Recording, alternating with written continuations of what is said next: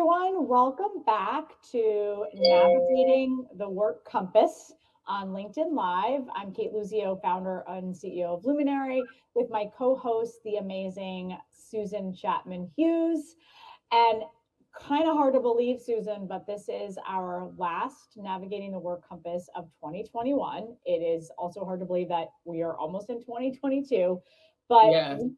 we were just talking, and what we thought we could do is a little bit of a recap, but also some of the things that we're thinking are top of mind, particularly for women in the workforce for 2022. So, Yep.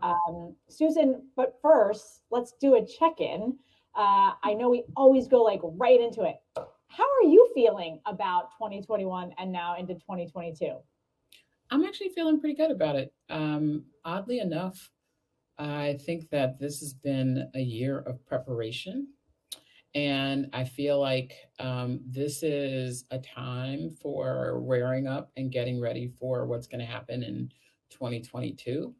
And if there's anything that I've learned is that you can't prepare for things, but I feel like this year has like, I don't want to call it like helped me be more battle ready, Hmm. but certainly I've been more clear about where I want to spend my time and where I don't want to spend my time. And I've also been, really focused on how to drive and have more impact. Hmm. So, been working on a few things. It's been really exciting. One of the really wonderful things about this year for me is that I've met all of these new people that weren't in my circle before. So, I had set a goal for myself at the beginning of the year to really expand my circle and to meet new people who were totally different than the folks that I'm used to being around. And so that has been successful and really awesome. And I've learned a lot from them. I'm working with a couple of them.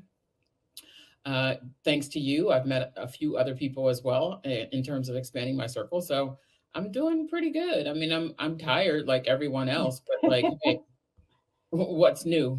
Yeah. Um, how are you doing? I think the same. I feel like 2021 went by extremely fast. It's hard again. It's hard to believe that we're going to be 2 years into this pandemic. And I was saying to my mom this morning, I call her every day and said, I don't think that we're ever going to be really out of this kind of loop. I think that there will become, new things that we're dealing with. It's just how we deal with them, Yeah.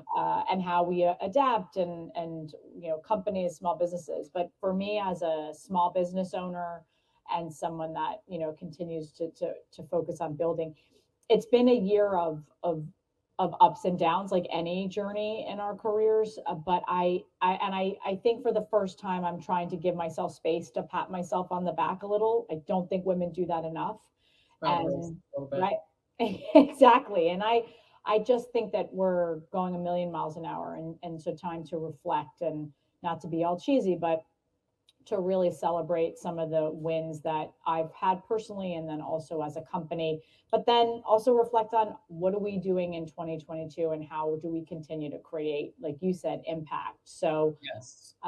yeah, I mean, that's how I'm feeling. I think it's really interesting now with the Omicron variant kind of rearing another ugly head of this virus, and how leaders are adapting, both from a government standpoint, but also from a company standpoint and organizations. And we've talked about this so much on the show around the boundaries, and the goal line keeps getting changed, and return to the office. And Mita Malik, who she's on our board at Luminary, and she's the head of DE&I at Carta, was on a session last night we were leading around with our partner Indeed, around psychological safety in the workforce. And Yeah. she said, return to the office, like we said a year ago, return to work is dead. Return to the office is a dead. We are all in an office. It's just called a different environment than what we were 2 years ago. How we choose to adapt and move forward with that new office environment is really what's going to really define companies and their, not just flexibility, but their culture going forward. And I thought that was a really unique view. And it's made me think a lot about how we're talking to companies. Yeah. And what's fascinating is, it's interesting you've had this conversation about psychological safety, right? Because I think it's like a loaded term, Yeah. right? Because I don't. I literally don't know that I know of anyone who's ever worked in any environment where they felt psychologically safe, unless it was like literally their own company and like they were like one of two Right. or one of a very small number of people. Now, with that being said, we are emerging into a new way of living, and people are really still struggling emotionally. I think 2022 is going to be the year, hopefully, that people focus on their mental fitness Mm-hmm. and their mental support that they need, because clearly a lot of folks have not done that. And so that's going to come out in the workforce, whether or not you like it or not. We continue to see, certain parts of the country have really devastating challenges happening to them and around the world for that matter. And so I think it's more important than ever for companies and for leaders to be keyed into understanding that there are many cultures that make up the culture of your company. Mm-hmm. And if you really want to be successful in helping bring those people along, is like really digging into what is the intersectionality of those cultures and what are the different challenges that they're facing. Now, look, you can't boil the ocean, you can't fix everything, but certainly there are two or three things that you can probably fix that will improve the working conditions for everyone across the business. But there's, nothing more than one of the topics that we've talked about this year that leaders need to be engaging in more and more than ever is listening. Mm-hmm. And I know it's like really simple, but my goodness, I've seen so many examples in the last couple of weeks where leaders just weren't listening. Mm-hmm. Just not listening, because you couldn't be surprised by that. Like at the end of the day, the reason why you were surprised is because you weren't listening. Right. Or if you were listening, you were willfully ignoring, which is a whole different situation, which I do think that there's some people out there who do that. But the reality is like, look, you're going to have to be focused on listening and helping your folks make a plan for the future. We talked about the planning process of what we're doing in terms of preparing for 2022. I heard from a few of you post the last session that we had saying like, oh my goodness, that was really good. And I'm definitely going to engage in making sure I'm taking the time to do that. Mm-hmm. One of the things that I heard loud and clear from a few of you is around this whole partnership of having an accountability partner Right. in the process. So I would just, look, just ringing the bell about how important that is and how you should absolutely figure out who in your network is can help you with that. And with that, I think that we should, at the end of this year, this is our last show, really talk about like how you really build strong relationships, Mm-hmm. right? Because I still think there's several people out there who are struggling with trying to figure out like, well, how, you guys talked about all these great things, all this wonderful advice you've given us, all these sharings, but at the end of the day, I'm still sitting here struggling at point zero, which is, well, okay, that's great, but I still feel like I'm alone, and I Mm-hmm. still like feel like I'm struggling to try to figure this out. So I think it probably would behoove us to spend a couple minutes just talking about like, well, how should you approach building stronger relationships and what could you do to help get yourself past that? Because also I think having been at home for so long, Mm-hmm. having been stuck in like the bunker, if you will, a lot of folks are a little gun shy about getting out there and doing some things. So I do think though, before we do that though, we were supposed to have a special guest today. We were, yes. And we didn't mention the fact that Oh, she couldn't come. Elizabeth We're gonna virtual have her. learning. Yes, now we are going to have her in January. She runs the global markets financial services practice at Heidrick and Struggles, and she is going to come back in January. She had happened to be traveling on a train in Italy, and we didn't think that was the best Wi-Fi to use. So we will have her, and she's going to talk about accelerated hiring and what she's hearing from not only companies around hiring, but also from candidates and what they are asking for. Yes. Okay. So I did want to just make sure we put that in there because some of you are probably sitting here going, but you said What you is were it? going to bring a special guest and you were going to have this person and that person's not here. So anyway, back to this whole point of relationship building. So Kate, you and I are both very extroverted. Yes. It's pretty easy for us to go out there and just be like, hey, how you doing? What's going on? And start to build relationships, but it's not so easy for everyone. And so You have some friends who are introverted and maybe a little shy. And so maybe you could talk a little bit, or at least share your experience of how you've seen them build relationships, and more importantly, how you've helped them build Sure, relationships. sure. And you're right. I think, particularly for introverts, this 2 years has been difficult because of that. There's not that easy ability to kind of have feel, see, and touch. I think also for extroverts, it's been hard, right? We're used to being in person, and that isolating feeling is hard. So my couple of things, and sort of what I talk to people about, and certainly what I've seen and heard and within my network, is it does take a lot of work, Yeah. right? And I think it takes a lot of work, Susan, whatever you are, whatever you identify, introvert, extrovert, kind of meet in the middle. It takes work, and so. But one of the things that I have felt has been a bit easier for the introverts, certainly that I know, is because we're on a screen and because we can do it digitally, right? It doesn't require I'm walking into a space that I have to walk up to Susan Chapman-Hughes and say, "Hi, I'm Kate Luzio. What do you do?" Number one, we got to forget this "what do you do" remark, right? We both hate it. Say that again for the people in the back. What do you do? Who cares what you do? That it does not define you. How about, "Hi, I'm Kate Luzio. I'm really excited to be here. This is why I'm in this session," or "this is why I'm here," or "this is what I'm looking for." Because immediately the "what do you do" conversation can go down to transactional, Yes. to make people feel awkward, especially if they're in transition or they're doing something new. I've Yes. been there when I left the big world of financial services to start my own business. I know you've been there. So this idea of breaking down that barrier before that barrier is even put up, I think is important, in particular for introverts that are looking to network. I also think this idea of networking needs to be completely reframed, right? This is really about building relationships. And you can do that in person, you can do that online, you can do that in a Zoom session, but so much of it will require investment in time and follow up. You and I were just talking about, I got a bunch of to dos because they're follow ups from people that I've Yes. met or need. Okay, so carve out time in your week or your month just to think about building those new relationships. Who did I meet, or who did I say I would connect to, and I've never done it? Yeah. Even if you met them 6 months ago, it Yeah. doesn't matter. You have a thread. Yeah. And when you do connect with them, bring yourself. Yes. Don't bring your representative to the table. There's nothing that I hate more when I meet someone and, I get to know them a little bit. And then later on, as I get to know them even more, I'm like, wait, you're not like the same. Well, I wasn't expecting that. And I don't like surprises.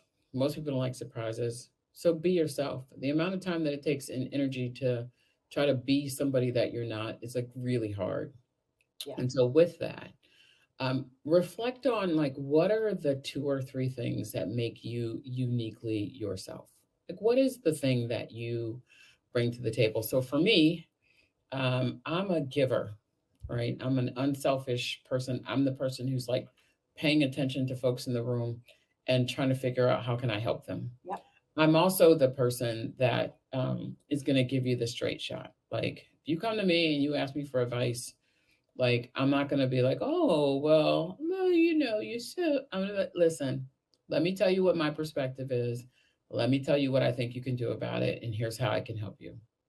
I'm going to give you the straight shot, and then I'm going to keep your confidence. And so for years, it's actually been the thing that's allowed me to build really strong relationships with very powerful and influential people because they don't people that they can go to Right. talk to get support from, and to get help from. But I can be that person for them. And I don't judge. And I don't, I remember one of such people in my career. He was the CEO of this fairly large company. And we were sitting at a table at dinner, and he was like, I really got to talk to you. And I was like, oh, okay, cool. What's up? He's like, me and my wife are like really struggling with our daughter. Like, and I know you don't, at the time I didn't have kids. He's like, I know you don't have kids, but like, we just looking for some help and some support on like how we can figure out how to deal with her because like it has just been really painful and very hard for us. And so we sat there, we talked about it. It turns out that pretty much they had set zero limits for her and basically just let her like run roughshod. And I was like, well, that's not gonna Okay. ever help.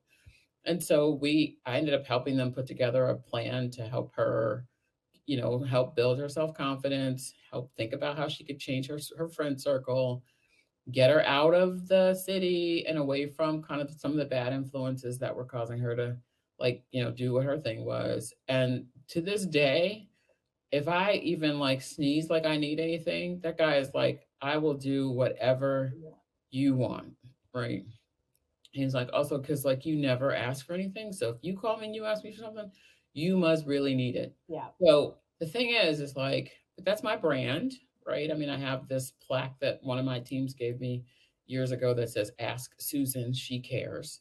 Aw. Because I do, Yeah, right? you do. And I also have one that says, Every day I'm hustling. So, every You day I'm hustling because I care, right? But figure out what your thing is. Like, what is the thing that brings you to the table? Like for Kate, I'm not going to speak for you, but I'll speak for one thing that you are known for. You are a great connector. Like do. Kate literally is always looking for ways to leverage her network, to connect people, and to get them engaged and for things that will help them, not necessarily that will help her business or help whatever, but Right. because she really thinks that it's a great opportunity for people to connect. And I've met a lot of people through you because you were like, hey, you're working on this thing. You should get to know this person, or you should come to this thing, or you should go to that thing. And so I do know that that's one of your things. Yeah, it's a huge thing for me. And I think that is, and it's interesting because growing up in a non-business environment, right? So both of my parents, my mother was a teacher, my dad was an FBI agent. They weren't necessarily had huge networks in the business community, but they were both very connected within their church, but also within the organizations that they worked in, and obviously extracurricular. So I think I learned that early on from them around that, bringing people together, that 1 + 1 = 3. So for me, you're absolutely right. And I think, and again, I use Mita Malik because she's just like you, for me, a great person to talk to and bounce ideas. One of the things that she and I've talked about lately, and we'll bring her on in January as well, is opening your networks, right? And I think we talked about this the last show. Open your networks, not just, hey, look at my LinkedIn and find out someone that you think you should be Right. connected with, but really saying, Susan, what are you looking for right now? How can I help? How can we help each other? Because there is a reciprocity component to any relationship, and there should be, like you just talked about this gentleman. Um, but saying, like, how do we do more, do better for each other? My mom is that, it all comes back in the end. So whether you do a good thing now, you care now, there will be something in your life that will come back to you. And I think for me, for Luminary, I mean, just really quick highlight, this week alone, I've had 4 Luminary members email me saying, hey, one of the connections either you made, Kate, or I met at Luminary has created a new business opportunity, a new job, a new client. That's what relationships and connecting are so much about. But you also have to know what that ask may be. Maybe it's nothing right now. And be prepared to invest in that relationship. That Yeah. is so important. Because that's the only way they're going to grow. And most relationships actually get stronger when you go through some stuff, right? So it's just like teams that are like really battle ready and battle tested are the ones and ready for the big challenges are the ones who've had to gel during moments of crisis and Yes. or moments of like really big pain. And so I was actually thinking about this. I had this uh, ancient and medieval history teacher in high school. He's one of my favorite teachers, but he was really hard. His name was Mr. Lurch. Shout out to Roger Lurch here. And Mr. Lurch, like when we were studying Greek civilization, made us learn the Greek alphabet. Now, some of my classmates were like, I'm not learning the Greek alphabet. he proceeds to write a whole test in English, but using Greek letters. So he had to translate the test and then, answer. You can answer in just English or whatever. But at the bottom, he had like in extra credit. And he was like, he always had this saying that was like, suffering is the root of all good things. And I used to be like, dude, what are you talking about? Go through that. But like I get his point, right? The Had another really awesome boss. Shout out to Fernando, who used to just tell us all the time that iron sharpens iron. And like when I think Mm. about the best leaders that I've ever had, like still close to him, our crew was actually getting together for dinner in January because he just really fostered this sense of teamwork and this sense of camaraderie and this expectation that we would have each other's back beyond our work, and we still do. And I just always appreciate him for that because that's the kind of leader that I've tried to be, which is like to create these groups of people. But look, we got stronger because like somebody on the team had something really challenging happen to them. We had to figure out how to support them, or we had a really big thing that we had to step up for in order to fix. And like, listen, I used to run real estate, so there was always something. But I do think that, like, look, to your point of investing in relationships, it really does make a big difference in terms of how those relationships will grow and what they will bring in terms of fruitfulness for you. And I will just simply say literally everything that we've talked about this year: empathy for your team members, how to really listen, how to really get into all of these things. Every single last one of those things that we've talked about this year starts and ends with the relationships you have. Yes, And if agreed. people don't feel like, and at the core of the best relationships, there is trust. And trust has to be built with authenticity and with support and with investment. And if you don't have those things, you will ultimately not, it will ultimately fall apart. I So totally agree. I love those stories. I mean, I think that's also, these anecdotes that we share are so powerful, right? Because we've all been there, and how to make sure that we are leveraging those and doing the right thing. I think the other thing, Susan, that I will just say is, as your introvert, extrovert, building relationships, follow up is also critical, mhm, and doing what you said you were going to do, yes. right? So I meet so many people and oh, I love, can I help? How can I help? Great, here's how you can help. And then I never hear from them again, right? Right. Okay, then don't ask, right? Right. I didn't need to tell you how you could help me if you're not going to actually do something. Right. And also, if you can't help in that way, then Just say say you it, can't. Yeah. right? Yeah. If you say, hey, I'm going to make this connection for you, do it. Yeah. And if someone has helped you, and we talked about this, I think the last show as well, is, go back to them and say, hey, thank you. That connection really worked out. These 4 emails that I told you about just this week that I got thus far about different connections. Imagine, right, how long that took them 10 seconds to write that Yeah. email, and the impact is so great. So it doesn't take a lot. I know we're all crazy for time and everything, and it's the holidays. But as we think about next year, I think investing in relationships, follow up, and really looking to nurture those relationships that you've made, even those online connections that you made via LinkedIn. Yes. The last one I would just like to say, and I don't know about you, but don't connect to me if all you do is want something out of me. That's right. That's a great one. That is not authentic. I understand everybody's hustling. We're all hustling, like Susan, you mentioned, but don't connect to me just because you want to sell me something. Give me context, why we should work together. I mean, there's a lot, no offense to LinkedIn, but there's a lot of that, just that, transactional approach, which Yeah. it doesn't work for me. Yep. Agreed. So as usual, we're almost running out of time.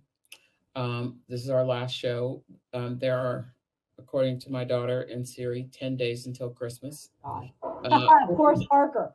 Where's Santa? 16 days until the new year.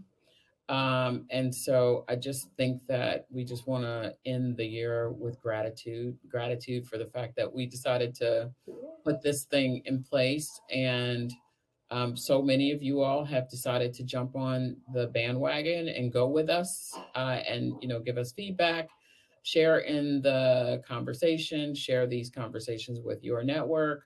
We have decided that we are going to keep going because this was going to be just like we'll do Couple it for a months. couple of weeks, couple months, and like here we are 6 7 months later, which is awesome. We're going to keep going because we think that there's lots more stories to tell and lots more conversations to be had as we continue navigating the work compass. So we are going to get a little bit more, I don't want to call it professional, but more polished next year. So look for that, right? We're going to be on Spotify. We're going to be in podcast format. We're going to be in a bunch of different Apple podcasts, a bunch of different podcast platforms. We are going to have more special guests next year. We really hope that if you've got great ideas around what you think we should do, please share. If you think you want to be an awesome guest on the Yes. show, let us know. We'd love to have you come on and be a part of the discussion, and just continue to be good to each other, continue to share good work and good knowledge, and get prepared for 2022. So you got 16 days before the ball will drop in Times Square, and so therefore you got 16 days to get yourself some rest, to connect with people that matter, to make sure you get your plan together, and to just be centered and ready to take on the new year. So Couldn't have thank you said it from better, me. Susan. Couldn't have said it And better. we're excited about the things to come. And Happy New Year, happy holidays, and we'll see you in 2022. Thanks, everyone, and have safe, healthy, and happy holidays. Be safe out there, and please protect yourself. We are still Yes, in this get pandemic. vaccinated, get So get boosted, boosted, do whatever. whatever you got to do. Protect yourself, but protect everyone around you. Right? This Exactly. is a greater than just every one of us. This is all taking all of us. So have a great holiday, everyone. We'll see you in 22. And As Susan, the love puppy you. goes across the back. Love you too. All right. Bye.